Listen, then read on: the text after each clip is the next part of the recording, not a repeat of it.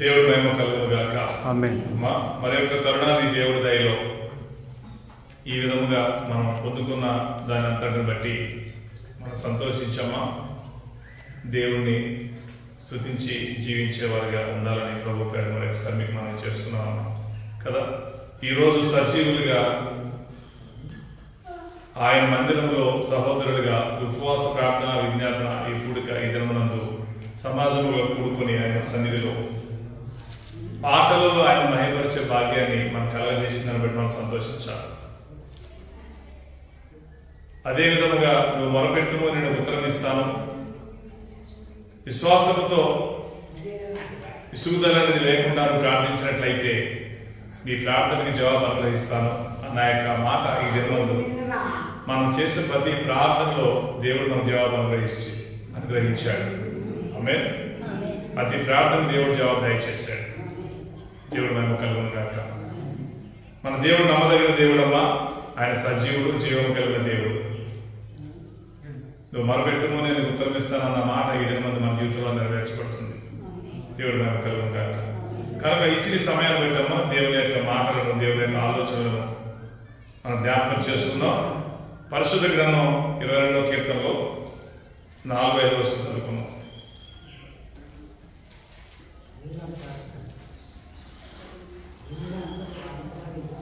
పరిశుద్ధ గ్రంథంలో కీర్తన గ్రంథంలో 22వ కీర్తన 4వ వచనం 5వ వచనం చూసుకుందాం ఒకసారి. మా పితరులు నీ యందు నమ్మిక ఉంచిరి, వారు నీ యందు నమ్మిక ఉంచగా నీవు వారిని రక్షించితివి. వారు నీకు మొరపెట్టి విడుదల నొందిరి, నీ యందు నమ్మిక ఉంచి సిగ్గుపడకపోయిరి. వారి సంగతి చూడు ఒకసారి. బయట కూర్చోండి. హల్లెలూయా. దేవుడు మహిమ కలుగును గాక. మనకంటే ముందున్న మన పితరులు అనబడుతున్న వారు, అంటే మనకంటే ముందున్న సహోదరులుగా, మనకంటే ముందున్న ఆ యొక్క వ్యక్తులు గురించి, సహోదరుల గురించి, పితరుల గురించి, ముందున్న జనముల గురించి చెప్తున్న మాట. వారు దేవుని యందు నమ్మకం ఉంచారంట. అలా నమ్మకము ఆ నమ్మకము ఉంచిన దారిని బట్టి దేవుడు వారిని రక్షించాడంట. వారు ఏం చేశారంటే మనకంటే ముందున్నవారు, అంటే ముందంటే రాబోయే వెనక, మనకంటే వెనకాల ఉన్నవారు, మనకంటే వెనక జీవించిన వారు ఏం చేశారంట? దేవుని మీద నమ్మకం ఉంచారు. ఒక పరిస్థితిలో ఎదురైనప్పుడు ప్రభువా నువ్వే నాకు సహాయం చేయాలి, నేను నిన్ను ఆశ్రయించాను, నాకు సహాయకుడికి నీవే ప్రభువా, నీ సహాయకుడికి నీ దగ్గరికి వచ్చాను ప్రభు అనే నమ్మకంతో ఆయన దగ్గరికి వచ్చినప్పుడు దేవుడు వారిని రక్షించాడంట. అదేవిధంగా ఒక సందర్భంలో, పరిస్థితిలో వారు మొరపెట్టారు, ప్రార్థన చేశారు. అలా మొరపెట్టినప్పుడు, ప్రార్థన చేసినప్పుడు వారికి ఏమొచ్చినాక విడుదల పొందుకున్నారంట. దేవుడు చేస్తాడని నమ్మకంతో ఉన్నప్పుడు దేవుడు సహాయం చేశాడు. సమస్యలు వచ్చినప్పుడు దేవుడికి మొరపెట్టినప్పుడు ఆ ప్రార్థన, ఆ జవాబు, అంటే మన ప్రార్థన ఆలకించి, ఆ మొర ఆలకించి దేవుడు మనకి విడుదల ఇచ్చాడు. ఇది ఏ సమస్యనైతే నువ్వు సమస్యలో బాధపడుతున్నావు, ఆ సమస్య గురించి దేవుడి దగ్గర అడిగినప్పుడు, మొరపెట్టినప్పుడు దేవుడు ఆ సమస్యలో విడుదల ఇచ్చాడంట. హల్లెలూయా. దేవుడు మహిమ కలుగును గాక. ఆ దినాలలో ఆ విధముగా దేవుడు చేసిన బట్టి ఈ రోజులలో, ఈ దినాలలో కూడా దేవుడు కార్యాలు చేయగలుగుతాడా, చేయలేడా? చేయగలుగుతాడు. కారణం ఏంటంటే ఆయన మార్పు లేని దేవుడు, నిన్న నేడు నిరంతరము ఏకరీతిగా ఉన్న దేవుడు. అంటే ఆ రోజుల్లో చేసినట్లుగా ఈ రోజుల్లో చేయగలుగుతాడు, అంతకంటే అధికమైన ఘనమైన కార్యాలు చేయగలుగుతాడు. హల్లెలూయా. నువ్వు నమ్మకం ఉంచితే, ఒక సమస్య ఉంది, ఒక ఇబ్బంది ఉంది, నీకు ఒక ప్రాబ్లం ఉంది, వాటిని బట్టి నా దేవుడు నాకు సహాయం చేస్తాడు అని నువ్వు ఆ విశ్వాసంతో, ఆ నమ్మకంతో, నువ్వు నిరీక్షణలో ఎదురు చూస్తూ, దేవుడి సహాయం ఎదురు చూస్తున్నప్పుడు దేవుడు ఖచ్చితంగా సహాయం చేస్తాను. దేవుడు మహిమ కలుగును గాక. సజీవుడమ్మా. దేవుడు ఎలాంటి దేవుడమైనా సజీవుడు, అంటే జీవం కలిగిన దేవుడు. నువ్వు మొరపెట్టినప్పుడు, అంటే నువ్వు ప్రార్థించినప్పుడు, నువ్వు అడిగినప్పుడు, నువ్వు మనవి చేసినప్పుడు దానికి వాటికి ఆయన చెవి యొగ్గిన దేవుడైన. ఎలాంటి వాడైనా చెవి అంటే అర్థం ఏంటి? నువ్వు ఏం చెబుతున్నావని వినే ఆశ కలిగిన దేవుడు, మనస్సు కలిగిన దేవుడు. నాకెందుకులే అని అనుకునే దేవుడైనా కాదు. అయ్యో నా బిడ్డ బాధల్లో ఉంది, ఇబ్బందుల్లో ఉంది, శ్రమలలో ఉంది, ఇరుకులలో ఉంది అని చెప్పి ఏమడుగుతుందో, ఏం సహాయం కావాలని అడుగుతుందని నువ్వు అడిగిన దాని కొరకు వినటానికి ఆయన చెవి అప్పగించిన దేవుడు అంట. అంటే అంత జాగ్రత్త మనస్సు కలిగిన, నీ ప్రార్థన కొరకు వినగలిగిన మనస్సు కలిగిన దేవుడై. దేవుడు మహిమ కలుగును గాక. ఒక్కొక్కసారి మన మనుషుల దగ్గరికి వెళ్ళి ఒక సహాయం కొరకు ఏదో అడిగినప్పుడు వారు మన మాటని వినకపోవచ్చు, మన మాటలకి చెవి యొగ్గకపోవచ్చు, మన మాటలకు చెవి అప్పగించకపోవచ్చు. హల్లెలూయా. కానీ దేవుడు నువ్వు అడిగితే అడిగిన దాన్ని వినడానికి చెవి అప్పగించుకునే దేవుడైనా ఆ దేవుడు సన్నిధికి నువ్వు వచ్చావు బిడ్డ. ఎవరి దగ్గరికి మనం వచ్చావమ్మా? వినే దేవుడి దగ్గరికి నువ్వు వచ్చావు. సజీవుడైన జీవం కలిగిన దేవుడి దగ్గరికి నువ్వు వచ్చావు. నువ్వు మొరపెట్టినప్పుడు నాకెందుకులే అని అనుకొని దేవుడి దగ్గర నువ్వు వచ్చావు. ఆయనే యేసుక్రీస్తు ప్రభువు వారు. ఆదిలో ఆయన ఉన్నాడు, అంతంలో కూడా ఆయన రానున్నాడు. ఈ సృష్టి అంతటికి మొదటివాడు ఆయనే, ఈ సృష్టి కడపటివాడు కూడా ఆయనే. హల్లెలూయా. కనుక ఈ దినాన, ఈ రోజున, ఈ ఉపవాస, ఈ ప్రార్థన, ఈ కూడికలో మీరు చేసిన ప్రతి ప్రార్థన ఆయన ఆలకించాడు. ప్రతి ప్రార్థనకు మీకు జవాబిస్తున్నాడు.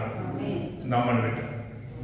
నమ్ముట నీ వలన అయితే దేవుడు చెప్పిన మాట ఏంటంట, నువ్వు ప్రార్థించిన ప్రార్థన నేను ఆలకించానని, అంటే దేవుడు ఆలకించాడని నువ్వు నమ్మినట్లయితే ఆ ప్రార్థనకి జవాబు మీరు పొందుకోగలుగుతారని దేవుడు చెబుతున్నాడంట. హల్లెలూయా. ఆ ముందు నమ్మకం మనకు కలగాలి. దేవుడు నా ప్రార్థన ఆలకించాడు, ఆయన సజీవుడు, నాకు జవాబిస్తాడు, ఆయన జీవం కలిగిన దేవుడు. ఆ నమ్మకం నువ్వు కలిగి ఉన్నట్లయితే మీ ప్రతి ప్రార్థనకి మీరు ప్రతిఫలాన్ని చూస్తారు. హల్లెలూయా. చేసిన ప్రార్థననే చేస్తూ చాలా మంది ఇది అవుతాదో కాదో అన్న నమ్మకంలో, అన్న ఆలోచనలో ఉంటారు. ఇది కాదు అన్న ఆలోచన దేవుని బిడ్డలుగా మనకి ఎప్పుడు ఉండకూడదంట. మనం చేసే ప్రార్థన ఇది జరగదన్న ఆలోచన మనలో ఏమాత్రం ఉండకూడదు. జరుగుతుంది, దేవుడు చేస్తాడు, దేవుడు చేయగలుగుతాడు అన్న నమ్మకం నీకుందా? నమ్మకం నీకుంటే కనుక సమస్తము నువ్వు అడిగిన దాన్ని పొందుకోగలుగుతావు. హల్లెలూయా. కనుక మన యొక్క దేవుడి యొక్క శక్తి సామర్థ్యాలు, ఆయనకున్న గొప్ప ఘనత, ఆధిక్యత నువ్వు ఒక్కసారి గుర్తు చేసుకోవాలని ఈరోజు మరొకసారి మనం తెలియపరుస్తున్నాను కదా. అదే విషయాన్ని 22వ కీర్తన 4-5 వర్షాలు చెప్తున్నమాట. మనకంటే ముందున్న అంటే మన వెనక అంటే ఆ తరం వారు సందర్భాల్లో ఒక ఇబ్బందులు ఉన్నప్పుడు దేవుడు వారు రక్షించాడు. ఒక సమస్యల నుండి మొరపెట్టినప్పుడు దేవుడు వారు బలాలకించి వారికి సహాయం చేశాడు. అలాంటి మనసున్న దేవుడు ఈ రోజుల్లో కూడా నీ పరిస్థితిని అంతటినీ దేవుడు చూస్తున్నాడు బిడ్డ. నీ సమస్యను అంతటిని దేవుడు తీసేయబోతున్నాడు. నీకున్న బాధల్లో దేవుడు రక్షకుడుగా నీకు తోడుగా వచ్చి నీ రక్షించబోతున్నాడు. దేవుడు ఆయన నమ్మదగిన దేవుడు. ఎలాంటి వాడైనా నమ్మదగిన దేవుడు. దేవుడు మహిమ కలుగును గాక. దేవుడిని నమ్మినట్లయితే, విశ్వసించినట్లయితే నీకు విరోధంగా రూపుకోబడ్డ ఆయుధాలు ఏదైతే ఉన్నాయో అవేవి కూడా నీ మీద ఏమాత్రం నిలబడి చేయనే నమ్మబిడ్డ. అంటే నీకు విరోధంగా ఆయుధాలు రూపబడతాయి, కానీ అవి పనిచేయవు, ఏమాత్రమో పనిచేయవు. కారణం ఏంటంటే దేవుడు కంటే అధికముగా ఆధిక్యత కలిగిన వ్యక్తి యేసుక్రీస్తు కంటే ఈ సృష్టిలో ఎవడు కూడా లేనే. ఈయనే ఆధిక్యత కలిగినాడు. అన్ని ఈయన కింద ఉన్నాయి కనుక అన్ని కింద ఉన్న దాన్ని బట్టి పైన ఈయనకి ప్రతిదీ లోబడాల్సిందే, ప్రతిదీ ఆయన మాట వినాల్సిందే. కనుక ఈ విషయం మీరు గమనించినట్లయితే మీరు భయపడకుండా క్రీస్తుని బట్టి, యేసుక్రీస్తు ప్రభు నామంలో నువ్వు ఏది అడిగినా కానీ దేవునికి సహాయం చేస్తాడు. హల్లెలూయా. ఒక సందర్భం వచ్చింది, ఎలాంటి కార్యాలు చేస్తాడంటే ఆయన గొప్ప గొప్ప కార్యాలు చేస్తాడు. ఎందుకంటే నీ దృష్టిలో నా దృష్టిలో గొప్ప కార్యాలు, కానీ ఆయన దృష్టిలో అది అల్పమైన కార్యమే. హల్లెలూయా. దేవుడి దృష్టిలో ఎలాంటి అంట చిన్న కార్యాలే, కానీ మన దృష్టిలో అవి గొప్ప కార్యాలు మనకు కనపడతాయి. దేవుడి మహిమ కలుగును గాక. హల్లెలూయా. సూర్యుడు ఆపేమన్నాడు యెహోషువ, చంద్రుడు ఆపేమన్నాడు యెహోషువ. అవి ఆగితేనే వీరు విజయం వస్తుంది, అవి ఆగకపోతే వీరు విజయాన్ని పొందుకోలేరు. కనుక ఆ శత్రువు మీద విజయాన్ని పొందుకోవాలంటే, శత్రువులను నాశనం చేయాలంటే ఆ రోజు ఏమైపోవాలి, పొద్దు గోకకూడదు. ఏమంటారు, పొద్దు చీకటి పడకూడదు, అస్తమయం కాకూడదు, చీకటి పడకూడదు. ఎందుకంటే చీకటి అంటూ పడిందనుకో ఆ యుద్ధాన్ని ఆపేయాల్సి వస్తారు. అది నీతి, రాజనీతి, యుద్ధ నీతి. ఆ సమయంలో తప్పించుకుంటారు ఒకరు. మనం వాళ్ళు చీకటి పడిన తర్వాత మన ఎదురుకుండా శత్రువు ఉన్నా కానీ వాడిని కత్తి తీయకూడదు. కనుక జయాన్ని పొందుకునే పరిస్థితులు ఉన్నాయి, విజయాన్ని పొందుకునే పరిస్థితులు ఉన్నాయి. కనుక వీరు మొదలుపెట్టారు. విశ్వాసంతో యెహోషువ అనే భక్తుడు, మనకంటే ముందున్న పితృడైన యెహోషువ అనే వ్యక్తి, ఈ నిజంగా జరిగిన వ్యక్తులు, ఈ స్టోరీలు కాదు. ఆ వ్యక్తి ప్రార్థన చేశాడు. ఆ యుద్ధ భూమిలోంచే, ఆ పోరాటంలోంచే, ఆ యొక్క పరిస్థితుల్లోంచి ప్రార్థన చేశాడు. సూర్యుడా ఆగిపో, చంద్రుడా నీళ్ళు ఆగిపో. మీరు ఎక్కడ ఏ పరిస్థితుల్లోనూ ఆ పరిస్థితులు ఆగిపోవడం అంతే. అంటే అర్థం ఏంటి, కాలక్రమాన్ని, అంటే సృష్టి యొక్క భ్రమణాన్ని కూడా ఏం చేయడైనా ఆపేశాడు. చెప్పాలంటే టైం ఆగిపోయింది అంతే, టైం తిరగకుండా ఆగిపోయింది. మన భాషలో అర్థం కావాలంటే టైం అవుతా ఉంటుందా ఆగిపోతుందా? అంతే అవుతుంది కదా. సెకండ్లు తిరగాలి, నిమిషం తిరగాలి, గంటలు తిరగాలి కదా. కానీ దేవుడు ఆగిపోమంటే ఆగిపోయినట్ల. హల్లెలూయా. ఆ నమ్మకం ఉంచాడు. దేవుని యొక్క విశ్వాసంలో దేవుని ప్రార్థిస్తే ఏదన్నా జరుగుతుంది అని ఆయన నమ్మకం ఉంచాడు. నమ్మకం నుంచి అలా ప్రార్థన చేసినప్పుడు ఆయన ఆగిపోయినాడు. మరి మనకు నమ్మకం ఉంటుందా? అర్థం చేసుకోండి. అంటే అలాంటి నమ్మకం మనకు ఉండాలి.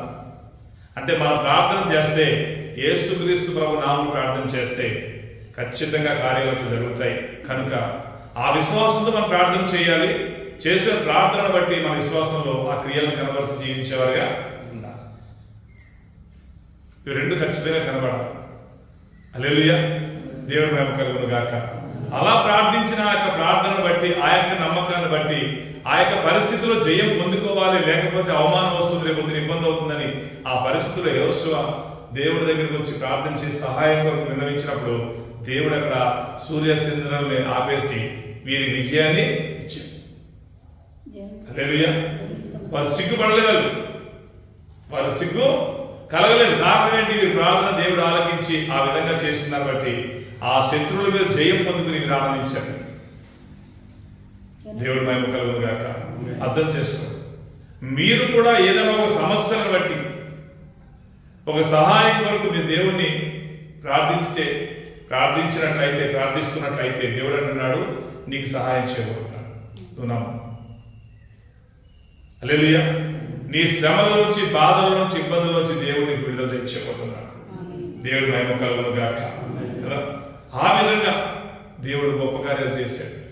ఎర్ర సముద్రం చూడండి, అక్కడ ఆ నిర్గమకాండ 14వ అధ్యాయంలో మాట్లాడుతూ చూడండి.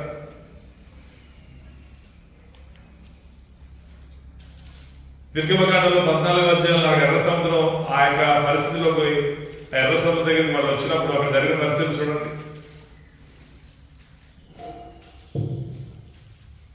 ఆ 14వ అధ్యాయంలో 7వ వచనం చూడండి.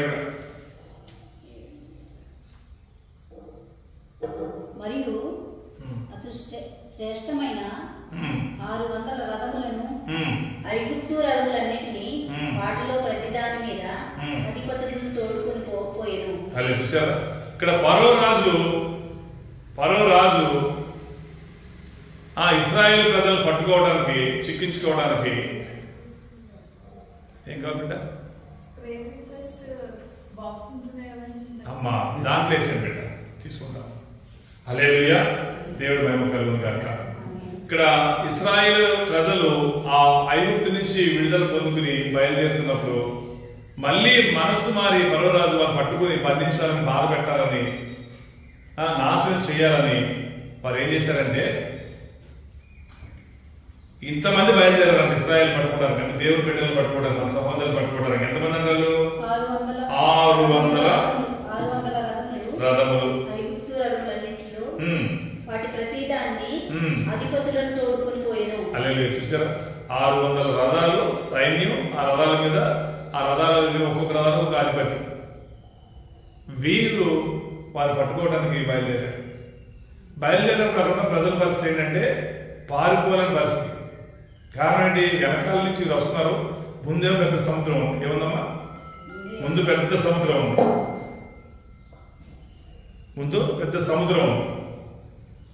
ఆ పరిస్థితిలో వీరు భయపడుతున్నప్పుడు అక్కడ దేవుడు మోషేతో మాట్లాడినప్పుడు మోషే ప్రజలతో చెబుతాడు, భయపడద్దు, అందుకు మోషే భయపడద్దు, భయపడకుడి, నమ్మకం ఉంచమని చెప్తాడు.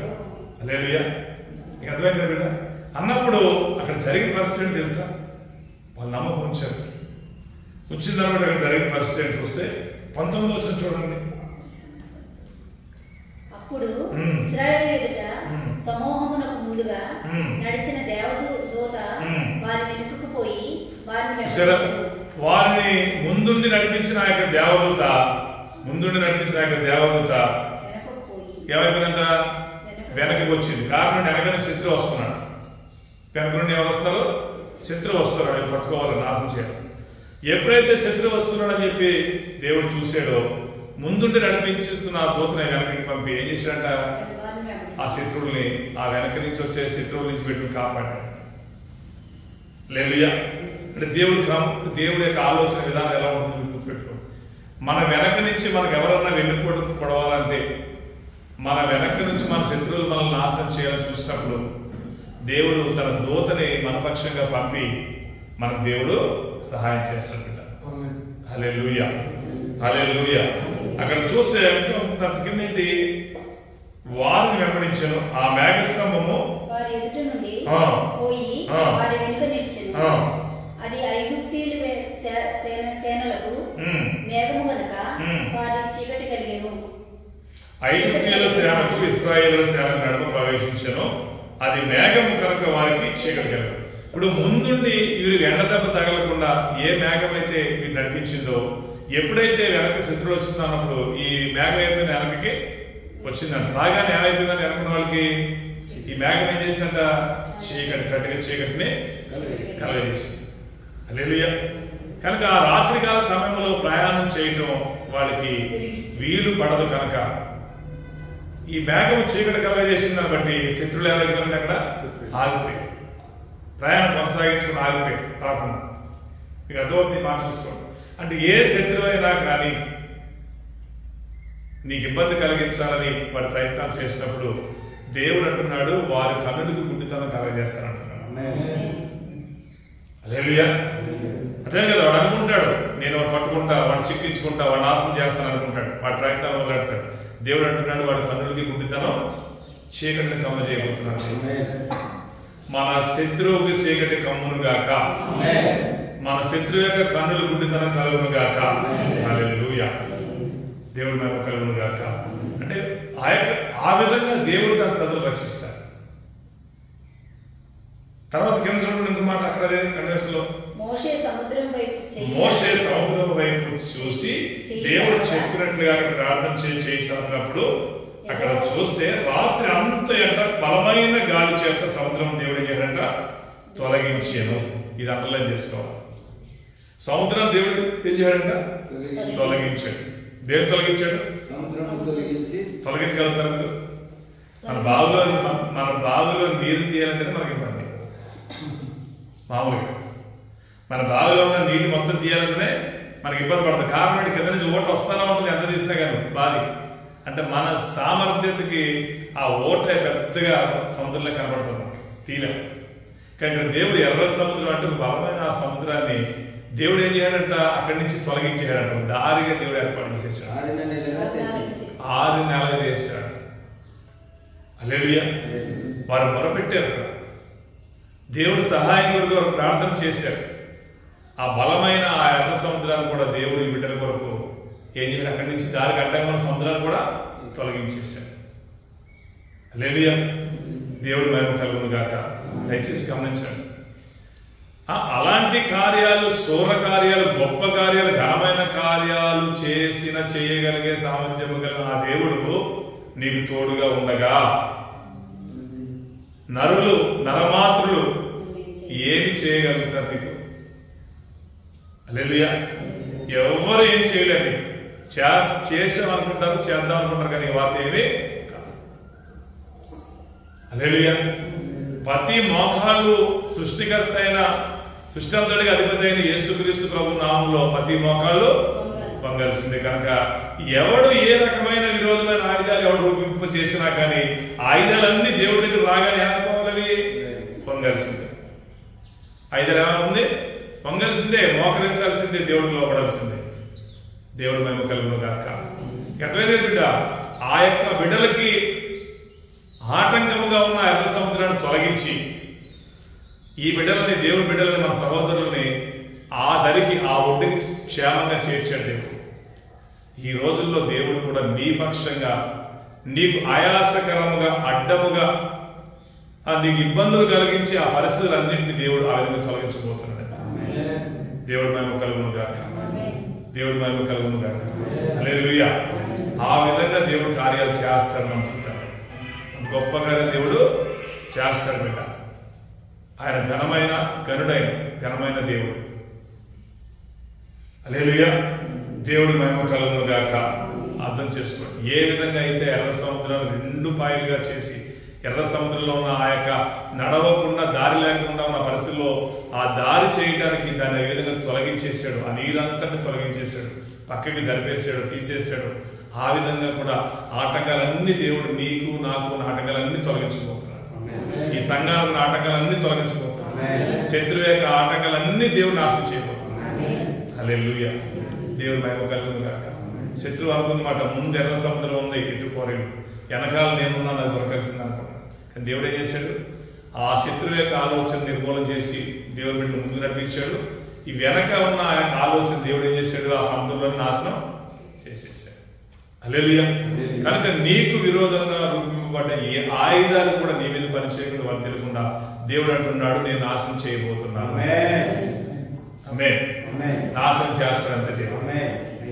ఆ ఆయుధాలు మన మీద పనిచేయకుండా నాశనం అవ్వాలంటే, ఆ విధంగా దేవుడు మనకు సహాయం చేయాలంటే, దేవుని దూత మనం తోడుగా ఉండాలంటే, ఆ శత్రువుకు గుడ్డితనం కలగాలంటే మనం చేయాల్సిన ఏంటంటే దేవుని నమ్మకంగా ఆరాధించాలి. దేవుని నమ్మకంగా మనం ఏం చేయాలి? ప్రేమించాలి.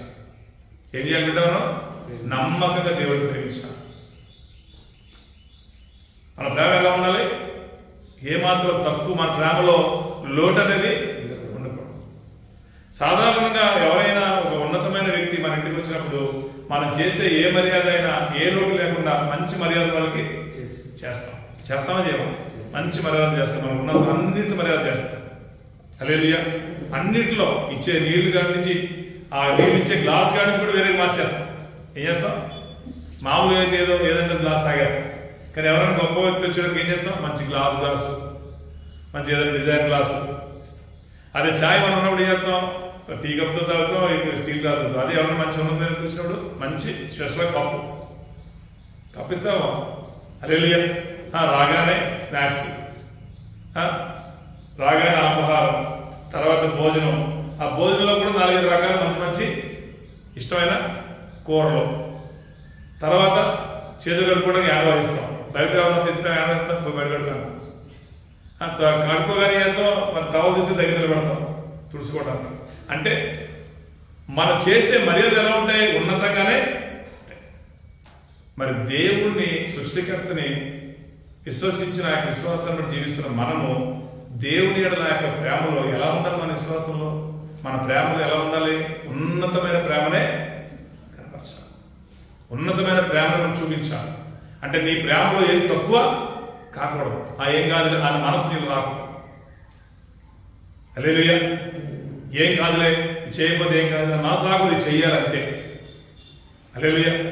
5-6 కూరలు వండుతాం కదా జనరల్గా, తినేదాన్ని తింటారు, ఏదో 2 ముక్కలు తింటారు, కొంచెం వదిలేస్తారు. అయినా కానీ మనం ఏం చేస్తాం? ఖచ్చితంగా చేస్తాం. లోకంలో ఉన్న వ్యక్తులను బట్టి లోకానుసారంగానే ఆ విధంగా మనుషులను బట్టి ప్రేమించి చేసే ఆ మర్యాదలు ఆ విధంగా చేస్తావు కదా, మరి దేవుని ఎడల కలిగి ఉన్న ఆ యొక్క ప్రేమ, ఆ యొక్క విశ్వాసంలో నీ పద్ధతి, నీ ప్రవర్తన ఎలా ఉండాలి? దేవుడు సంతోషించే విధంగా ఉండాలి. హల్లెలూయా. దేవుడు మేము కలుగునుగా. ఎలా ఉండాలి? మన ప్రవర్తన ఎలా ఉండాలి? దేవుడు సంతోషించాలి. మనుషులు సంతోషించడం కాదు, దేవుడు సంతోషించాలి. దేవుడు మాట నువ్వు వినాలి. ఎవరి మాట వినాలని చెప్పాడు దేవుడు? మొట్టమొదటి ఎవరి మాట వినాలి? దేవుడు మాటను వినాలి. దేవుడి మాట విన్నప్పుడు నువ్వు ఏం చేస్తావు? అనవసరమైన వాటి దగ్గరికి వెళ్ళవు, అనవసరమైన వాటి మొహం. నీకు సహాయం చేయలేని నిస్సహాయకమైన పరిస్థితిలో ఉన్న వాడి దగ్గరికి వెళ్ళి సహాయం చేయమని అడగనే. హల్లెలూయా.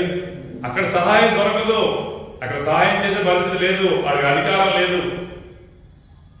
ఆ పరిస్థితి లేదన్నప్పుడు వాడి దగ్గరికి వెళ్ళి సహాయం అడుగుతావా? అడగం. అదేవిధంగా సృష్టికర్తను పక్కగా పెట్టి, సృష్టించిన సృష్టికర్తను పక్కగా పెట్టి ఈ సృష్టిలో ఉన్న వాటిని మనం పూజించి ఆరాధించి మొక్కే పరిస్థితుల్లో మనసులో వచ్చేసాం. హల్లెలూయా. సృష్టిని ప్రేమించాలి, సృష్టిని గౌరవించాలి, అంతేగాని సృష్టిని దేవుడిగా చేయకూడదు. దేవుడు దేవుడే. హల్లెలూయా. దేవుడు దేవుడే. ఆ దేవుడు సృష్టించిన సృష్టే. ఇప్పుడు చెట్టుని కొట్టకూడదు, చెట్లు పెంచాలి, మంచిది. హల్లెలూయా. అదే కదా. ఆ విధమైన మనసున్నారు కానీ ఒక్కొక్క దానిలో ఒక్కొక్క రకంగా మనం దైవాన్ని దైవికంగా దైవాన్ని, ఆయన యొక్క శక్తిని, ఆయన యొక్క ఘనతను, ఆయన యొక్క ఆధిపత్యాన్ని, ఆధిక్యతను తగ్గించే విధంగా మనం ఏమాత్రం పని చేయకూడదు. దేవుడు దేవుడే. దేవుడిని కనపరచాలి, దేవుడిని కనపరచాలి. దేవుడు మేము కలుగునుగాక. హల్లెలూయా. అర్థం చేసుకోండి, దేవుడు సహాయం చేస్తాడు. నమ్మకం తిరిగి సహాయం చేస్తాడు. అక్కడ నిర్గమకాండంలో మాటలో చూడండి, కదా 2:23 చూడండి. అక్కడ మొరపెడుతున్నారు. అక్కడ 2వ అధ్యాయం చూడండి. అనేక దినములు జరిగిన మీదట ఐగుప్తు రాజు చనిపోయారు.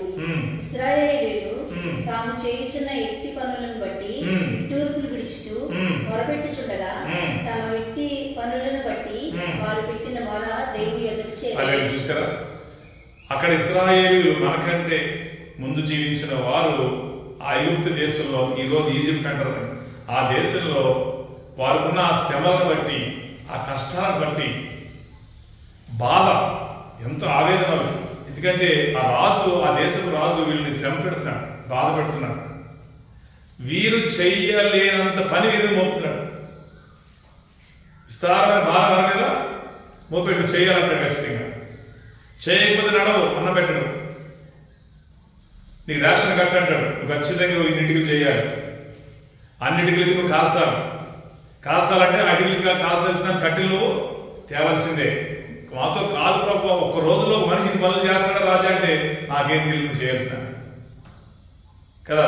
మనిషి ఒక రోజు ఎంత చేస్తే అంత చేయగలుగుతాడు తప్పితే అక్కడ ఎక్కువ చేయగలుగుతాడా? చేయలేదు. కానీ రాజు ఏం చేస్తాడు? ఇక్కడ ఈ వ్యక్తులందరినీ, ప్రజల్ని కావాలని బాధ పెడతాడు, ఒక కోపంతో బాధ పెడుతున్నాడు, ఒక అసూయతో బాధ పెడుతున్నాడు. ఇశ్రాయేల్ ప్రజలంటే రాజుకి ఏమైపోయింది? అసూయ వచ్చేసింది. ఎందుకంటే వీళ్ళు బలంగా ఉన్నారు, ఆరోగ్యంగా ఉన్నారు, విస్తారమైన జనంగా పెరుగుతున్నారు, వాళ్ళ పిల్లలకు బాగుపడుతున్నారు, వాళ్ళకి శిశు మరణాలు లేవు, ఏ పిల్లడు చనిపోవట్లేదు. ఇలా కాదు, సంగతి ఇలా కాదు అని చెప్పేసి ఏం చేశాడు? బాధ పెట్టడం మొదలెట్టాడు, శ్రమ పెట్టడం మొదలెట్టాడు. చెయ్యరాని కార్యాలు, చెయ్యలేని భారాలు, బరువులు వారి మీద మోపడం. ఆ యొక్క పరిస్థితుల్లో, ఆ యొక్క శ్రమలలో, ఆ యొక్క బాధలు, ఆ యొక్క భారములలో వారు ఏం చేశారు? దేవుడికి మొరపెట్టారట. ప్రభువా, ఏంటి మా పరిస్థితి? తండ్రి యెహోవా ఏంటి? అబ్రహాము దేవా ఏంటి? మా పితరులైన ఇస్సాకు దేవా, ఇశ్రాయేలు దేవా ఏంటి మా పరిస్థితి? మాకు ఈ భారం ఏంటి? పనులు చేయలేకపోతున్నావు, చేయలేని భారాన్ని మా మీద పెట్టి మమ్మల్ని ఇబ్బంది పెడుతున్నాడు, చేయకపోతే కొడుతున్నాడు, హింసిస్తున్నాడు, ఆహారం పెట్టట్లేదు మాకు. నువ్వు ఉన్నవాడు అనువాడు, ఆ సజీవుడు అనే దేవుడివి, మమ్మల్ని ఎన్నటికీ విడవనన్నావు, మాతో పాటు నువ్వు ఎక్కడున్నావు ప్రభువా, ఏంటి శ్రమలు అని చెప్పి వారు మొరపెట్టినప్పుడు వాళ్ళు మొరటండి చెప్పాలంటే మనకి ఈ రోజుల్లో ప్రార్థన ఏం చేస్తారు, వాళ్ళు ప్రార్థన చేస్తారు. ఆ ప్రార్థన దేవుడి చెవికి హల్లెలూయా హల్లెలూయా. అలా విన్న ఆ యొక్క ప్రార్థన, ఆ యొక్క మొరలని ఈయన ఆయన ఏం చేయాలంటే సహించలేకపోయాడు. ఏం చేయబడైనా సహించలేకపోయాడు, బాధపడతాడు ఆయన. దేవుని బిడ్డలని హింసిస్తున్న, దేవుని బిడ్డలు పడుతున్న హింసను చూసి సహించలేకపోయాడు. ఎవరైతే హింసిస్తున్నారో వాళ్ళని చూసి దేవుడు కోపం ఆగ్రహం తెచ్చుకున్నాడు. హల్లెలూయా, దేవుడు కలుగును గాక. నీకు అర్థమైంది మాట, సహించలేడు ఆయన. నువ్వు బాధపడితే సహించలేడు, ఎవడన్నా ఇబ్బంది పెట్టి చూసి ఊరుకోలేదు. నువ్వు చేతకాని వాడిగా ఉంటావేమో, కానీ నీలో ఉన్న దేవుడు, నీలో ఉన్న దేవుడు, నమ్మిన దేవుడు నీ యొక్క పరిస్థితిని చూసి చేతకాని వాడు ఉండనే. చాలా మంది నీ చేతకానితనాన్ని, నీ మంచితనాన్ని చూసి నీకు విరోధంగా ఆయుధాలు గురించి బాధ పెట్టే పరిస్థితి ఉంటారు. నువ్వు అయితే అయిందిలే, కాదే అయితే అయిందిలే, ఇంతేలే, ఏం చేద్దాం అని అనుకుంటామో, కానీ దేవుడు ఏమాత్రం అనుకునే దేవుడైనా. ఎవరైతే నేను బాధపెడుతున్నారో, ఎవరైతే నేను హింసిస్తున్నారో, ఎవరైతే నిన్ను అవమానిస్తున్నారో, ఎవరైతే నిన్ను ఇబ్బంది పెడుతున్నారో, ఎవరైతే నీ విరోధంగా లేచారో, ఎవరైతే నీ విరోధంగా ఆయుధం పంపించారో వారందరినీ దేవుడు అంటున్నాడు, వారందరినీ దేవుడు సంహరించిపోతున్నాడు. హల్లెలూయా, దేవుడు మహిమ కలుగును గాక. ఆ దినాలలో ఆ ప్రజలని హింసించిన ఆ యొక్క రాజు హింసించిన ఆ యొక్క హింసలను బట్టి వారి బాధల్లో దేవుడికి పెట్టిన ఆ యొక్క మొర ప్రార్థన ఆలకించి దేవుడు వారికి సహాయంగా దిగి వచ్చి ఆ ఐగుప్తు దేశంలోంచి వారిని అక్కడి నుంచి విడిపించేసి దేవుడు. హల్లెలూయా, ఐగుప్తు దేశంలో వాళ్ళు ఏం చేశాడు, అక్కడి నుంచి ఆ శ్రమలలో విడిపించారు, ఆ దాస్యంలో విడిపించారు, ఆ బానిసత్వంలో విడిపించారు. వారు చేసిన ప్రార్థన ఆలకించి ఆ బాధలను విని అక్కడి నుంచి వారు విడిపించి స్వతంత్రంగా సంతోషంగా బతకడానికి కానాను అనే ప్రాంతంలోకి వారు నడిపించి వారికి ఒక సొంత దేశాన్ని ఇచ్చి, ఒక సొంత ప్రాంతాన్ని ఇచ్చి, ఒక సొంత స్థలాన్ని ఇచ్చి, బిడ్డలు ఇక్కడికి బతకండి అని చెప్పి వారిని అక్కడ దేవుడు ఏర్పాటు చేశాడు. హల్లెలూయా, దేవుడి మహిమ కలుగును గాక. అర్థమైందా బిడ్డ? కనుక ఈ రోజు ఈ ప్రార్థన అంతా దేవుడు ఆలకించబోతున్నాడు. ఆ దినాలలో, ఆ రోజుల్లో మన పితరులైన వారి ప్రార్థన ఆలకించి ఇచ్చిన విడుదల ఈ రోజుల్లో, ఈ దినమందు నువ్వు చేసే ప్రార్థన ఆలకించి దేవుడిని విడుదల ఇచ్చేయబోతున్నాడు. దేవుడు మహిమ కలుగును గాక. హల్లెలూయా, అర్థం చేసుకోండి. దేవుడు సిగ్గుపరిచే దేవుడు కానీ నువ్వు మొరపెడితే దేవుడికి జవాబిచ్చి నిన్ను గణపరుస్తాడు. నేను సిగ్గుపరచడు, నమ్మకంగా ఉండాలి. ఎలా ఉండాలి? నమ్మకంగా ఉండాలి. నీ ప్రేమలో పొదువు ఉండకూడదు. ఏమనకూడదు? నీ ప్రేమలో తక్కువ, దేవుని ఎడలను కలిగిన ప్రేమ తక్కువగా ఉండకూడదు. తక్కువ చూడదు. దేవుడిని గొప్పగా ప్రేమించాలి, గొప్పగా ప్రేమించాలి, ఘనంగా ప్రేమించాలి.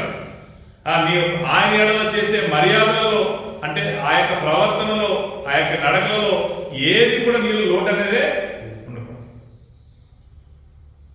ఆ రోజుల్లో దేవుడు యేసుక్రీస్తు ప్రభు వారు ఈ లోకంలో జీవించినప్పుడు మనిషి కుమారుడిగా ఒక వ్యక్తి ఇంటికి వచ్చినప్పుడు ఆ వ్యక్తి ఇంటి లోపల తీసుకెళ్ళి ఆతిథ్యం ఇస్తాడు, కానీ కాళ్ళు కొట్టడం నీళ్లు ఇవ్వడు.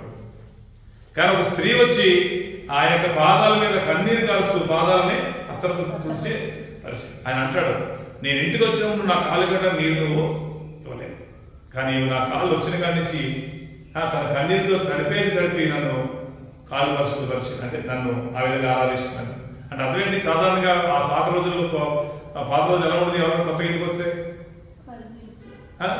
ఒక చెంబుతో నీళ్ళు ఇచ్చేవారు, లేదు కాలు కడుకుంటారు. ఇప్పుడంటే నల్లాలు వచ్చి ట్యాబ్లు వచ్చి పోయి కడుకుంటారు. అక్కడ ఆ రోజులు ఉన్నాయవి లేవు. గంగాలో పెట్టు, ఏదో పెట్టు, ఎవరైనా వస్తే ఒక ముద్ద తీసుకెళ్ళి నీళ్ళు ఇచ్చు, కాలు కడుకుని లోపలికి వచ్చేవారు. హల్లెలూయా.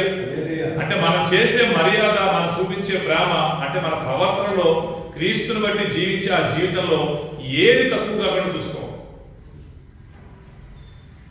హల్లెలూయా.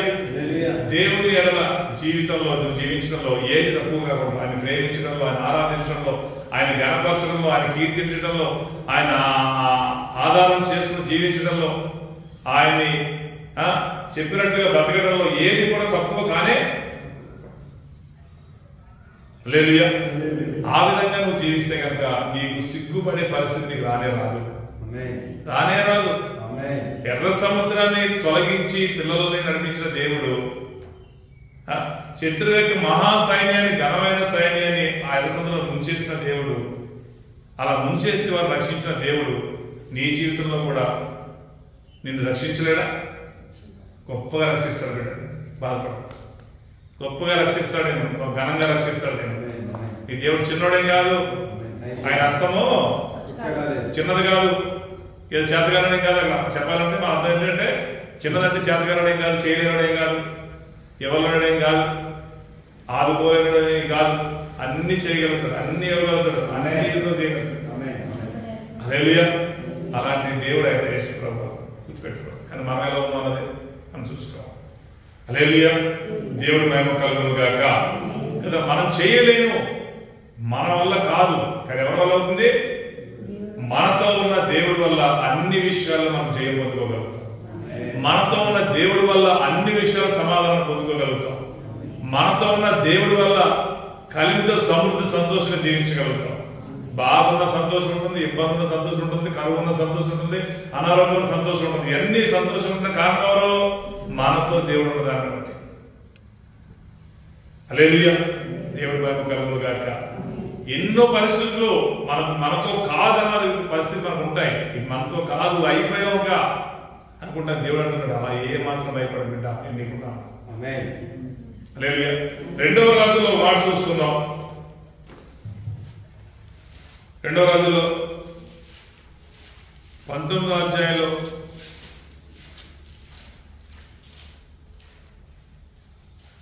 చూడండి. అక్కడ ఆ సైన్యంలోకి హిజ్కియా రాజు ఉన్న పరిపాలించినప్పుడు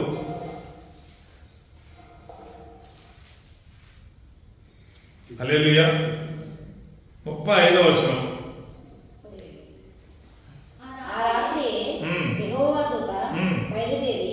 అష్షూరు వారి దండుపేటలో చొచ్చి 185,000 మందిని హతం చేసెను. హల్లెలూయా. ఎంతమంది చంపారంట? 185,000 మంది చంపేసింది. ఎంతమంది చంపారు? ఈ 185,000 మంది సైన్యాన్ని ఎంతమంది చంపారు? ఎంతమంది? ఒక్క దూత. అర్థం చేసుకోండి, ఇక్కడ ఒక్క దూత ఈ అష్షూరు రాజు సైన్యాన్ని, ఒక్క దూతను దేవుడు ఆ సైన్యంలో పంపితే ఆ ఒక్క దూత వెళ్ళి 185,000 మందిని సంహరించిన. హల్లెలూయా. అర్థమైందా దేవుడు ఎంత గొప్పవాడో? ఆ హిజ్కియా రాజు ఆ అష్షూరు సైన్యాన్ని చూసి భయపడుతున్నాడు. అంతమంది సైన్యం నాతో కాదు, నా దగ్గర ఉన్న మందితో కాదు, నాకున్న సైన్యంతో వారు నేనేమి చేయలేను. ఆ సైన్యాన్ని చూస్తే భయపడిపోతున్నాడు, వాడు ఆయుధాలు చూస్తే భయపడిపోతున్నాడు. ఇసుక రేణు వలె ఉన్నారంట వాళ్ళు. అంటే విస్తారమైన సైన్యాన్ని చూసి భయపడిపోతుంటే దేవుడు అన్నాడు, ఏమాత్రం భయపడపాకు అని యెషయా ప్రవక్త ద్వారా కబురు పంపించింది. ఎందుకు భయపడతా? నేను ఉన్నాను కదా, రక్షించే దేవుడు నేను ఉన్నాను కదా, నేను నిన్ను రక్షిస్తాను, ఈ దేశాన్ని రక్షిస్తాను, నా ప్రజలను రక్షిస్తాను, నా దాసుడు దావీదుని బట్టి ఈ దేశాన్ని నేను రక్షిస్తాను అని చెప్పి ఇచ్చిన యొక్క వాగ్దానాన్ని బట్టి. ఎందుకంటే దావీదు గారికి దేవుడు వాగ్దానం చేశాడు, సింహాసనం మీద నీ వారసుడు ఏమాత్రం ఉండగా మాడన్న వాగ్దానాన్ని బట్టి, తన బిడ్డలను ప్రేమించిన యొక్క ప్రేమను బట్టి, బిడ్డలను కలిగిన ప్రేమను బట్టి, దేవుడు కోరుకున్న దానిని బట్టి ఏం చేయడంట? ఇర్రవేగుతున్న అష్షూరు సైన్యంలోకి ఒక్క దూతగా ఆజ్ఞాపించాడండి, నువ్వు పోయిన సంగతి చూడండి. హల్లెలూయా. 185,000 మందిని ఒక్క దూత వెళ్ళి సంహరిస్తే వాడు పొద్దున్నే లేచి ఆ పరిస్థితి చూసి పిచ్చోడైపోయాడు.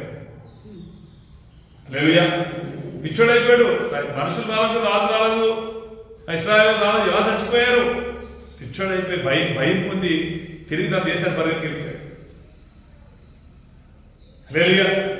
ఏ శత్రువు అయితే విర్రవేగుతుందో మన మీద, ఆ శత్రు బలమంతా దేవుడు నాశనం చేయబోతున్నాడు బిడ్డ. దేవుడు ప్రణాళిక అలాగే ఉంటుంది.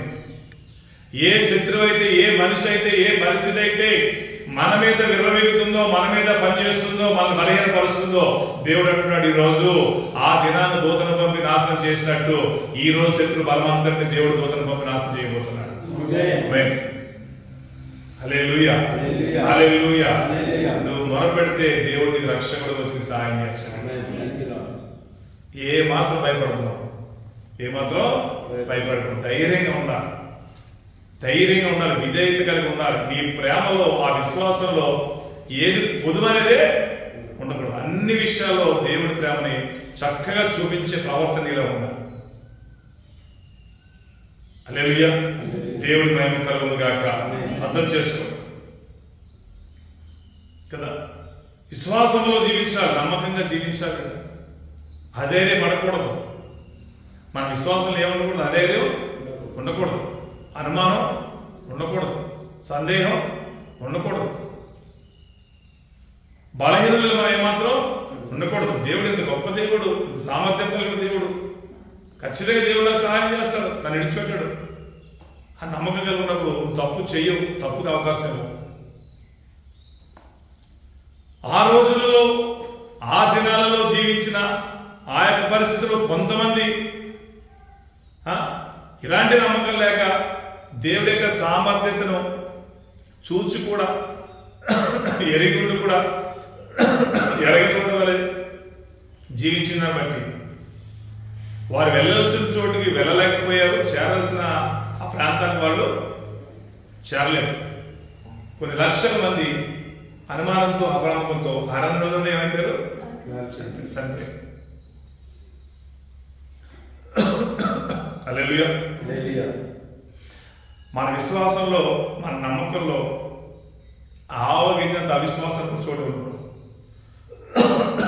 ఏమనుకున్నామా, ఆవగినంత అవిశ్వాసం కూడా ఉండకూడదు. కట్టంత మంచిగా ఉన్న తర్వాత ఒక్క ఏమంటారు, చెదపురు తెచ్చి నువ్వు కట్టిలో ఉన్నదనుకో, చెదపురు కనపడదనుకో, నువ్వు కట్టి గట్టిగా ఉంటుందా అనుకుంటావా? కట్టె గట్టిగా ఉంటుందా? చెప్పాలి. ఇప్పుడు కట్టెలో చెదపురు కనపడదనుకో, కట్టె గట్టిగా ఉంటుందా, ఖరాబ్ అవుతుందా? ఖచ్చితంగా ఖరాబ్ అవుతుంది. రాదు రాదు, అది నెల కావచ్చు, 2 నెలలు కావచ్చు, 2 సంవత్సరాలు కావచ్చు. ఏమవుతుంది, కట్టె ఏమవుతుంది, బలహీన పడతా తప్పితే కట్టి బలకి ఏమాత్రం ఉండదు. అందుకే ఆవగినంత అవిశ్వాసం నీ విశ్వాసంలో ఉంటే కనుక రాను రాను విశ్వాసం ఏమైపోతుంది, ఆవగినంత విశ్వాసంగా మారిపోతుంది. అంతే. అవిశ్వాసం ఏమో కొండగా కనబడితే విశ్వాసం ఎంత ఉంది, అలా ఉండొద్దు అంటున్నాడు దేవుడు. అంటే ఆవగినంత విశ్వాసం కలిగి ఉన్నట్లయితే గొప్ప కార్యాలు చూడగలుగుతాం. అదే ఆవగినంత అవిశ్వాసంగా నీలో ఉంటే నీ విశ్వాసం కూడా ఎందుకు పని కాకుండా పోతుంది. అందుకంటాడు పిండి చాలా ఉండొచ్చు, పనికొచ్చే పిండి చాలా ఉండొచ్చు, రొట్టెలు చేసే పిండి, కానీ పనికి మాలిన పిండి, పులిసిన పిండి తీసుకొచ్చి కొద్దిగా ఉంది కదా ఇందులో పడేయడం చెప్పి ఇంట్లో కలిపేవనుకో ఏమైపోతుంది, ఇదంతా నాశనం అయిపోతుంది. ఈ చిన్న దాని గురించి ఆశపడ్డావనుకో ఇదంతా. హల్లెలూయా. అర్థం చేసుకోండి. కనుక ఎంత కూడా అవకాశం ఇవ్వకూడదు దానికి, అవిశ్వాసానికి, అవిధేయతకి. ఏ మాత్రం విశ్వాసంలో చోటు ఏమాత్రం ఇవ్వకూడదు. నమ్మకంగా ఉండాలి బిడ్డ, యథార్థంగా ఉండాలి, బలంగా ఉండాలి, ధైర్యంగా ఉండాలి. దేవుడు చేస్తాడు, దేవుడు చేయగలుగుతాడు. ఆయన రక్షించే దేవుడు, రక్షించగలిగే దేవుడు. ఆయన సమర్థుడు, సామర్థ్యం కలిగిన దేవుడు. ఆకాశ మహాకాశాలు, భూమి అందున్న సమస్తాన్ని సృష్టించిన దేవుడు, సృష్టి అంతటిని నడిపిస్తున్న దేవుడు. అంత గొప్ప దేవుడు ప్రణాళికలో నువ్వు నేను ఉన్నాం. కనుక ఆ ప్రణాళికలో ఉన్న మనము ఆ దేవుడికి జీవితకాలం అంతా, ఈ ఆయుష్కాలం అంతా ఎలా ఉండాలంటే లోబడి విశ్వాసంతో జీవించేవారుగా ఉండాలి. హల్లెలూయా. దేవుడి మహిమ కలుగును గాక. అదే విధంగా మన విశ్వాసంలో, మన భక్తిలో, మన ప్రేమలో భయం అనేది ఏమాత్రం ఉండనే ఏమనకూడదు, భయం ఉండకూడదు. భయం ఉంటే అర్థమేంటి, భయం అంటే అర్థం ఏంటంటే చేసేది చేయదు, చేయకుండా చేసేస్తాం. భయంతో ఏం చేస్తామంట, చేయకూడనివి చేసే పరిస్థితి వచ్చేస్తాం. భయపడకూడదు, విశ్వాసంలో భయపడకూడదు, ధైర్యంగా ఉండాలి, బలంగా ఉండాలి. ఓ సియోను కొండ వలె ఉండాలి, బలమైన సింహం వలె ఉండాలి. పడగొట్ట జాలుని పునాదు కలిగిన గృహం వలె ఉండాలి. హల్లెలూయా. పునాది కలిగిన గృహం వలె ఉండాలి. అంటే ఎంత తుఫాను వచ్చినా, వరద వచ్చినా, ప్రళయం వచ్చినా ఆ గృహాన్ని ఏమాత్రం ఏమి చేయలేదు. అలాంటి స్థితి నీకు నాకు ఉంటే కనుక ఎవడు మనల్ని ఏమి చేయలేరు బిడ్డ. ఎవరితో కూడా ఏం కాదు. శత్రువు సిగ్గుపడే విధంగా అంట, శత్రువు ఇంకా చచ్చిపోయే విధంగా అంట దేవుడు మనల్ని ఘనంగా ఉంచిపోతున్నాడు. శత్రువు ఎలా నాశనం అవుతాడు? మన గణతం చూసి వాడు ఓర్చుకోలేనప్పుడు మనం ఇంకా గణపరచబడ్డాం అనుకో, ఒకే చేస్తాడు, చచ్చిపోతాడు. ఇంకా లాభం లేదు, ఏం చేయలేం. ఇది మనతో కాదు, వాడితో కాదు. మనల్ని ఏమీ చేయలేడు. మనల్ని ఏమీ చేయలేని వాడు అంటే ఏమంటారు, మన ఏమీ చేయలేని వాడుగా వాడు ఉండాలంటే మనం ఎలా ఉండాలి? మనం దేవుని కలిగిన వారుగా ఉండాలి. ఎలా ఉండాలి? మనం దేవుని కలిగిన వారుగా ఉంటే వాడు నిస్సహాయక స్థితిలో పడిపోతాడు. ఏమి చేయలేడు, వాడు ఏమీ చేయలేడు. దేవుడు మేము కలుగును గాక. అర్థం చేసుకుని బిడ్డ. కనుక దేవుడి యొక్క మాట ఒకసారి జ్ఞాపకం చేసుకోండి.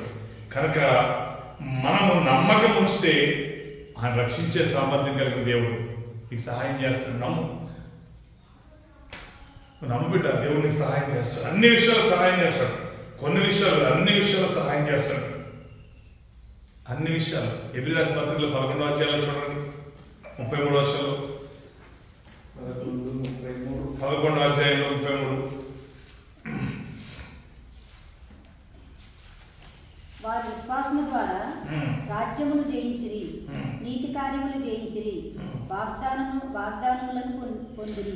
చూసారా, ఇక్కడ కొన్ని విషయాలు చెప్పబడుతున్నాయమ్మా. వారు విశ్వాసము ద్వారా, నమ్మకము ద్వారా ఏం చేశారంట? రాజ్యాలు జయించిన వారు ఉన్నారంట. అదేవిధంగా విశ్వాసం ద్వారా నీతి కార్యాలంటే నీతితో కూడిన జీవితం వారు జీవించారు.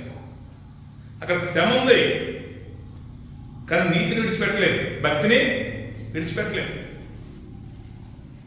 పౌలు గారికి ఎంత శ్రమ, పౌలు గారికి ఎన్ని శ్రమలు అనుకున్నారు. ఎక్కడున్నా? 2 కొరింథీయులు ఉంటుందా? 2 కొరింథీయులు చూడండి.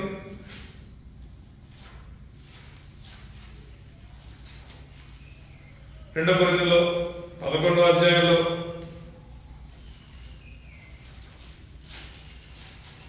23వ వచనం ఆఖరి నుంచి అనేక పర్యాయములు చెరలో ఉంటిని, అపరిమితంగా దెబ్బలు తింటిని, అనేక మార్లు ప్రాణాపాయం ఉంటిని, యూదుల చేత 5 మార్లు కొట్టిరి, తక్కువ 45 దెబ్బలు తింటిని, 3 మారు బెత్తముతో కొట్టిరి, ఒకసారి రాళ్లతో కొట్టబడితిని, 3 మారు వాడ పగిలి శ్రమ పడితిని, ఒక రాత్రింబవళ్ళు సముద్రంలో గడిపితిని, అనేక పర్యాయములు ప్రయాణములలోను, నదుల వలనైనను ఆపదల్లోను, దొంగల వలనైన ఆపదల్లోను, నా స్వజనుల వలన ఆపదల్లోను, అన్యజనుల వలన ఆపదల్లోను, పట్టణముల్లోను ఆపదల్లోను, అరణ్యములో ఆపదల్లోను, సముద్రంలో ఆపదల్లోను, కపట సహోదరుల వల్ల ఆపదల్లోను ఉంటుంది. ప్రయాసంతోను, కష్టముతోను, తరచుగా జాగారములతోను, ఆకలి దెబ్బలతోను, తరచుగా ఉపవాసంతోను, చలితోను, దిగంబరత్వంతోను ఉంటుంది. హల్లెలూయా. చూసారా, ఇన్ని రకాలైన పరిస్థితులు ఇదే. ఆకలి కానీ ఆహారం లేదు, చలి కప్పుకుంటే వస్త్రాలు లేవు. ఆ జాగరణ అంటే తెలుసు కదా, జాగరణ నిద్రలేని రాత్రులు. ఇలాంటి పరిస్థితుల్లో ఎన్నోసార్లు దెబ్బలు, హింసలు, అవమానాలు, చనిపోయే పరిస్థితులు, ఇన్ని రకాలైన ఆ పరిస్థితుల్లో ఆ యొక్క జీవితంలో కొనసాగుతున్నా కానీ ఈయన నీతిని ఏమాత్రం విడిచిపెట్టనే. ఎందుకు కొట్టారు? అన్ని మార్లు, 2 తక్కువ అన్ని మార్లు ఎందుకు కొట్టారు? నువ్వు క్రీస్తును ప్రకటించడం మాంతావా అని కొట్టడం మొదలెట్టారు. ఒకసారి కొట్టారు మాంతావా అని, మానను. మళ్ళీ 2వసారి కొట్టినప్పుడు కూడా కొట్టారు, మానలేదు. 3వసారి కొట్టినప్పుడు కూడా మానలేదు. 4వసారి కొట్టినప్పుడు కూడా ఇలాగ 5 సార్లు సందర్భాలు వచ్చి కొట్టే సందర్భాల్లో 5 సందర్భాలు దెబ్బలు తిందాం ఇష్టపడ్డాడు తప్పితే క్రీస్తు దేవుడు కాడని ఈయన చెప్పలే. హల్లెలూయా. మీకు అర్థమైంది లేదు? ఇక్కడ నీతి అంటే అర్థమేంటి? వాక్యం, దేవుడు, భక్తి, సత్యాన్ని ఏ మాత్రం విడిచిపెట్టకుండా ఎలాంటి శ్రమలు ఏ విధంగా వచ్చినా, ఏ రూపంలో వచ్చినా, ఎలాంటి పరిస్థితులు వచ్చినా కానీ ఈయన నీతిని, ఈయన విశ్వాసాన్ని, ఈయన భక్తిని, ఈయన వాక్యాన్ని ఏ మాత్రం విడిచిపెట్టనే. ఆ శ్రమలలో కూడా, ఇబ్బందులలో కూడా, బాధల్లో కూడా ఇది యథార్థంగా బతికాడు. ఎలా బతికాడమ్మా? యథార్థంగా బతికాడు, నీతిగా బతికాడు. హల్లెలూయా. అదే మాట ఎబ్రాయిస్ మంత్రులు చెప్పబడుతుంది. అక్కడ మనం చదువుకున్న మాట చూస్తే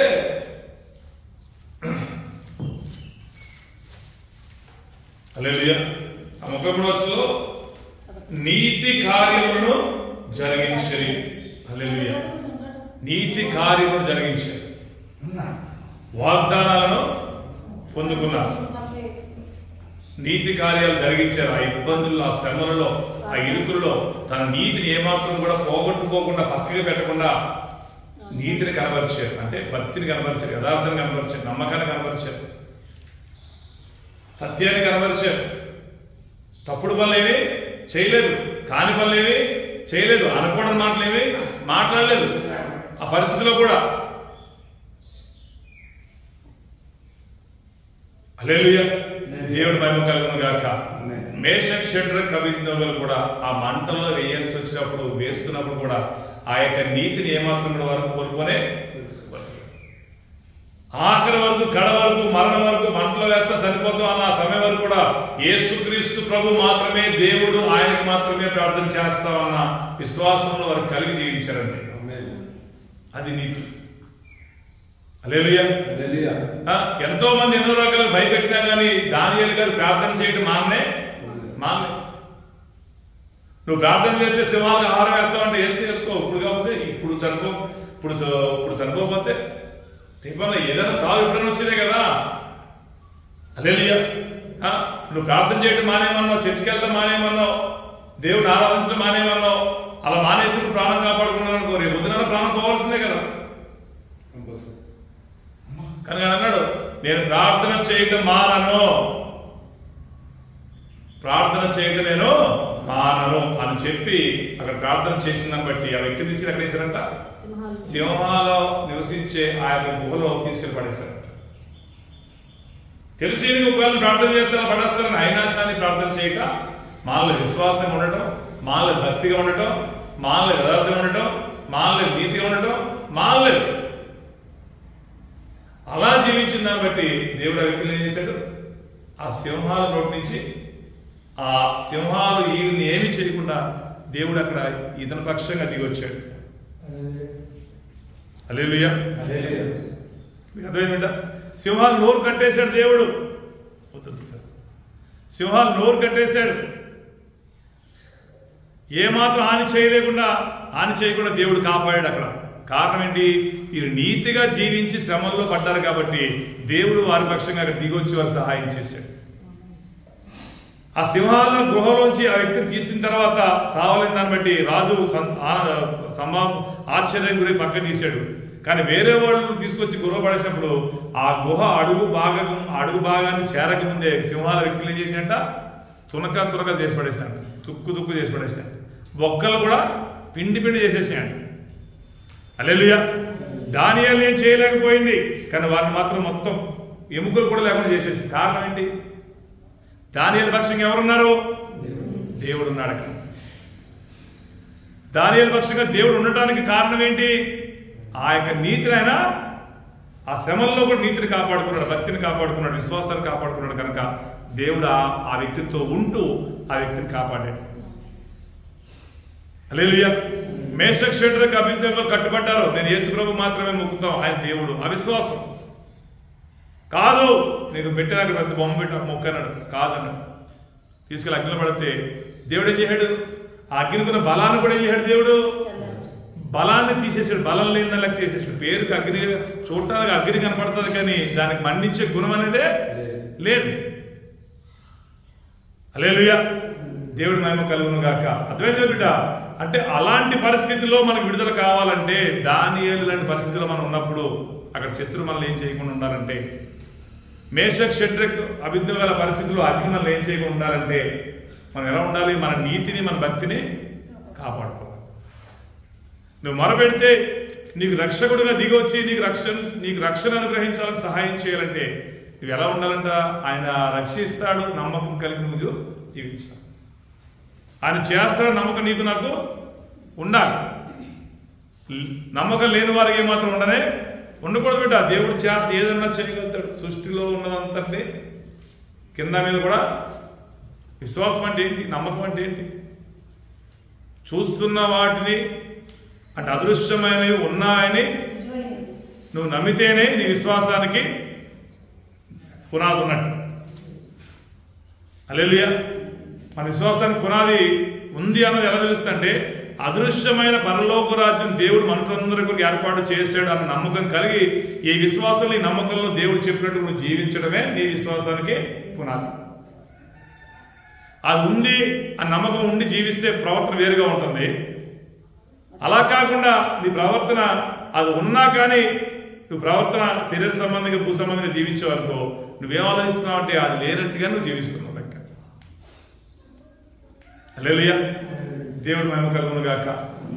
11 దాటాక బయటికి వెళ్ళవద్దు. బయట వేరే తిరుగుతున్నాయి, ఇబ్బంది చచ్చిపోతారు అని అన్నారు అనుకో, ఏం కాదు బయటికి వెళ్ళావు అనుకో, ఏమవుతుంది? గవర్నమెంట్ వాళ్ళు సాటింపు వేశారు 11 తర్వాత నువ్వు తిరగొద్దని. గవర్నమెంట్ వాళ్ళు సాటింపు అంటే ఊరికే వేయరు కదా, ఏదో సమస్య ఉంటేనే వాళ్ళు పెడతారు. వాళ్ళు అక్కడ బయట చూసేమో పులి తిరుగుతుంది, ఊరి మీద పులి వచ్చింది, వెళ్ళొద్దని ఊళ్ళో చెప్పినప్పుడు ఏమవుతుంది ఎవడు చూసాడని చెప్పారు అనుకో, ఆడికి సేఫ్టీ ఉంటుందా? సేఫ్టీ ఉండదు బిడ్డ. గవర్నమెంట్ వాళ్ళకి ఏం పని ఉండదా? ఎందుకు అన్ని చూసే కదా చేస్తారు. అలాగే దేవుడు అన్ని చెప్పని తెలుసుండేగా చెప్తాడు మనకి, ఇది చేయవద్దని, ఇలా వెళ్ళొద్దని, అక్కడ ఉండొద్దని. హల్లెలూయా. దేవుడు మహిమ కలుగును గాక. దయచేసి విషయాలు గమనించండి బిడ్డ. కనుక దేవుడు గొప్ప దేవుడు, మన దేవుడు ఎలా దేవుడు గొప్ప దేవుడు. కనుక అక్కడ ఆ ఇబ్రాస్ పత్రికలో 33వ అధ్యాయంలో మనం చూసిన విషయాలు చూస్తే అక్కడ చూడండి, నీతి కార్యాలు జరిగించారు, వాగ్దానాలు పొందుకున్నారు, సింహాల నోళ్ళు ముయించారు, అగ్ని బలాలను చల్లార్చారు, ఖడ్గదారులను చనిపోయిన పరిస్థితి కానీ తప్పించుకోగలిగారు, బలహీనులుగా ఉన్నారు కానీ దేవుని బట్టి బలవంతులుగా జీవించారు. యుద్ధంలో ఎలా ఉన్నారంట? పరాక్రమశాలుగా బలవంతులుగా జీవించారంట. హల్లెలూయా. బలహీనతను పారద్రోలేరు కానీ, భక్తి ఎంత పారద్రోలేరు కానీ, ఈ రకం భక్తిని పోగొట్టుకున్న వర్గాలు లేదు. దేవుడు మహిమ కలుగును గాక. ఎదురైన బిడ్డ నువ్వు బలంగా ఉండాలి విశ్వాసంలో, అంతేగాని నువ్వు బలహీనులుగా మారద్దు. యేసుక్రీస్తు ప్రభువు అని నమ్మినవాడు ఎవడి మీద ఏ చేయడు నిలబడి చేయదంతే, చేయకూడదు, చేయదు. దేవుడు బిడ్డ ఎవరైతే హృదయంలో యేసుక్రీస్తు ప్రభువుని విశ్వసిస్తారో, విశ్వసించిన ఆ యొక్క విశ్వాసాన్ని నోటి ద్వారా యేసుక్రీస్తు ప్రభువుని ఒప్పుకుంటారో, ఆ ఒప్పుకున్న ఆ యొక్క ఒప్పుకోలు బట్టి రక్షించబడతారని దేవుడు చెప్పాడు. ఈ రోజుల్లో మీరు ఒప్పుకుంటే కనుక ఆ విశ్వాసాన్ని బట్టి మీరు రక్షించబడతారు. కలిగిన రక్షణ బట్టి ఏ చీకటి మీద నిలబడి చేయి. నేను చెప్పడం చెప్పండి, యేసుక్రీస్తు ప్రభువు, యేసుక్రీస్తు సృష్టికర్త, యేసుక్రీస్తు మనుషులందరి పాపముల కొరకు ఈ లోకంలోకి వచ్చాడు. పాపములన్నీ తొలగించడానికి ఆయన మరణించాడు. ఆయన యొక్క మరణము మనుషులందరి పాపము తీసివేయబడుతుంది. నేను నమ్ముతున్నాను, యేసుక్రీస్తు ప్రభువు నా కొరకు చనిపోయాడు, నా పాపముల కొరకు చనిపోయాడు. యేసుక్రీస్తు దేవుడు. ఆమేన్. కలిగిన ఈ యొక్క విశ్వాసం, పలికిన యొక్క మాటను బట్టి నీ మీద ఏ చీకటికి ముందు నిలబడి చేయదు బిడ్డ. కానీ మనం ఎలా ఉండాలి? చీకటికి మన అవకాశం ఇవ్వద్దు. ఏవద్దు? చీకటికి మన అవకాశం ఇవ్వద్దు. లోకాన్ని చోటించామనుకో, ఆటోమేటిక్ లోకం వచ్చి ఏమైపోతుంది, మన మీద ఏలుబడి చేస్తారు. మనం చేసిన దాన్ని బట్టి మనకు ప్రతిఫలం వస్తాయి. హల్లెలూయా కదా. మంచి ఆహారం తినాలా, కుళ్ళిపోయిన ఆహారం తినాలా అన్నది మన ఇష్టమే. మంచి ఆహారం తింటే ఏమవుతుంది చెప్పాలి. మంచి ఆహారం తింటే ఏమవుతుంది బిడ్డ? ఆరోగ్యంగా ఉంటాం. అదే ఖరాబైన ఆహారం తింటే ఏమవుతుంది కదా, శరీరం రోగం వస్తుంది, ఆటోమేటిక్ బలహీనత వస్తుంది. అట్లాగే లోకంలో మనం ఉంటే ఖచ్చితంగా బలహీనతలు వస్తాయి. అదే దేవుళ్ళో ఉంటే బలంతో జీవించగలుగుతాం. కనుక దేవుడి కృప మనందరికీ తోడుగా ఉండును గాక. దేవుడి మాటలు దీవించును గాక. ప్రార్థన చేసుకున్న బిడ్డ మోకరించండి. చెప్పిన మాటలు జ్ఞాపకం చేసుకోండి. చెప్పిన మాటలు జ్ఞాపకం